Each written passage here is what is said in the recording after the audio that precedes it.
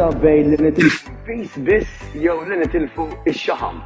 U x'differenza ħad tagħmel? Jekk aħna ħa nitilfu l-peace dejjem huwa tajjeb għas-saħħa b'mod ġenerali.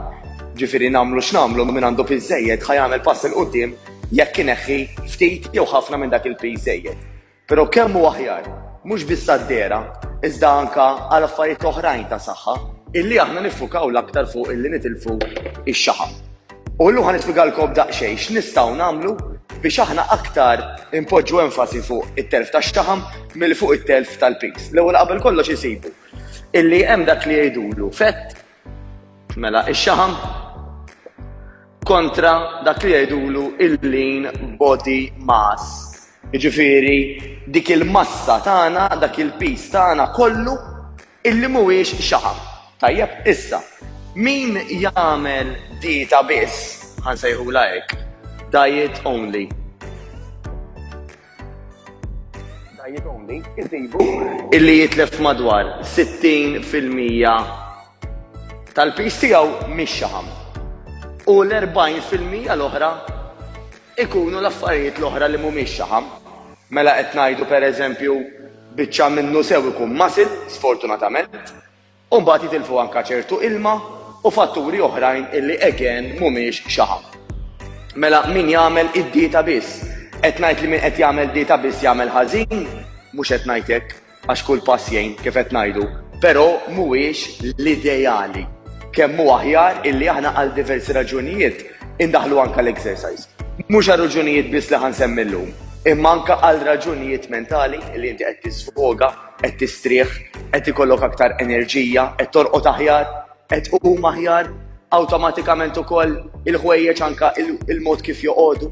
Mela jkun hemm min jgħidli jiena minn mindu bdejt nagħmel dan it-tip ta' training fejn qed ninkorpora il-weights kif nagħmlu hawnhekk pereżempju A New Better Life. Anke l-ħwejjeġ qed joqogħduli aħjar. Anke jekk dak il-niżil ma jinsilx jiġri, l-inches x'differenza, kif joqogħdu l-ħwejjeġ x'differenza, fil-mera x'differenza. Allura l-exercise huwa fundamentali. Però ħalbqgħu fuq dit-tieqa mallum. Issa min ikun overweight, mhux obese għalissa qed ngħid, overweight.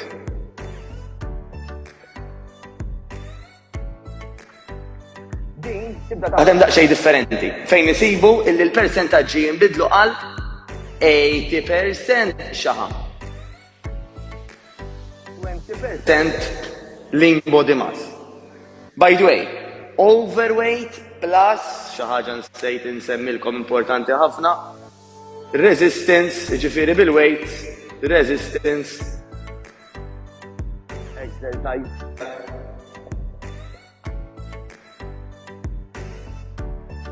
Mela, minu għandu daqxej piżejjed u qed jagħmel resistance exercise din id-darba 80% bejn wieħed u ieħor daw ta' steaming, mhux kulħadd l-istess imma f'dak l-ilma nkunu.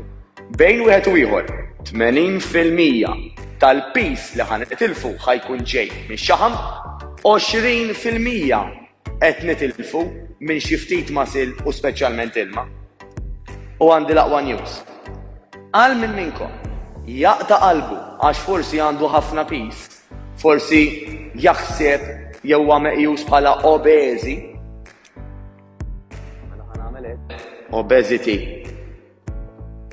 Plus resistance exercise, speċjalment għal min ikun għadu fil-bidu. Din li ħanajt issa. Huwa smart illi jkun hemm madwar 95% minn dak il-weight illi qed neħilsu minnu illi jkun ġej mix-xaħam u 5% biss illi jkun weight illi ġej ftit żgħira mill-muscle u ħafna minnu minn ilma. Mela mhux tab xejn dik li jgħidula l-body composition kif jidher il-ġisem jibda jinbidel ħafna. Ħajasal żmien ukoll fejn naturalment dak li jkun ħajjeħel xi ftit. Mela minflok ma' bniedem jgħid ara jiena ma nafx qed nagħmel ħażin, għandi bżonn illi pereżempju nieħu xi crash course ieħor fuq suppost nagħmel u ma nagħmilx jew għandi bżonn insib xi dieta oħra ma taħdimx hekk. Huwa normali li bniedem jibda jadatta.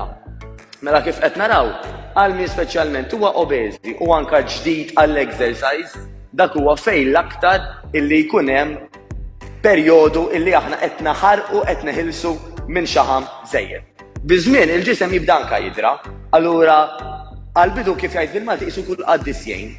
Meta ħaneħlu x'ħanamlu? Meta ħaneħlu dejjem naturalment l-ewwel nieħdu pari mingħand il-nutritionist tagħna tajjeb illi din meta tkun kwalifikata ħad tkun taf x'għandha tagħmel. L-ewwel qed ħastaqsik naqra mistoqsijiet. Idealment ma tantx ikollha għalfejn jistaqsik jekk inti tkun qed turija x'inti tagħmel u x'mintix tagħmel. Pereżempju aħna New Better Life, in-nutritionist gradwata illi taħdem fit-tim tagħna, din tkun qed tirċievi ta' kuljum mingħand il-membri tagħna ritratti ta' x'inhu ma jieklu. Ħalliji pereżempju tgħidilhom isma' you're doing great, jew inkella ibdel dik, ibdel l-oħra, irranġa dik, irranġa l-oħra. Ħalli anke meta bniedem weħel, jew meta bniedem għandu diffikultà, taf bniedem x'kien qed jagħmel. Naturalment tkun anke għamlitilhom pjan tal-ikel fil-bidu li jkun personalizzat skont l-età, skont it-tip ta' xogħol, skont anke li ma jkel jogħġobhom li ma le, ġifieri jkun broken down b'dak il-mod ukoll. U allura meta weħilna tipikament il-nutritionist tgħidilhom pereżempju naqqas ftit minn dik, jew ejja nibdlu dak li kell fieħor, f'liema sens. Għax mhux kull ikel jaħraq l-istess. Mela jiena pereżempju ħanpinġilkom biċċa platt hawnhekk. Skużawni ta' drawingu tal-kitba bajti wejta. Minix tabib ma jgħidu li għandi kitba ta' tabib, jiġifieri skużawni. Mela ejja ngħidu dak suppost huwa platt. Iktar għandu forom oħrajn, imma insomma. Jiena ħobb ngħidlek ġenerali dan dejjem, general advice, għax l-affarijiet personali dejjem tkellmu man nutritionist. Imma jekk aħna f'nofs il-platt ikun magħmul iffukat fuq protein, tajjeb dak huwa nofs il-platt, u mbagħad naqsmu kwart ta' platt. Fejn fih hawnhekk għandna fiber speċjalment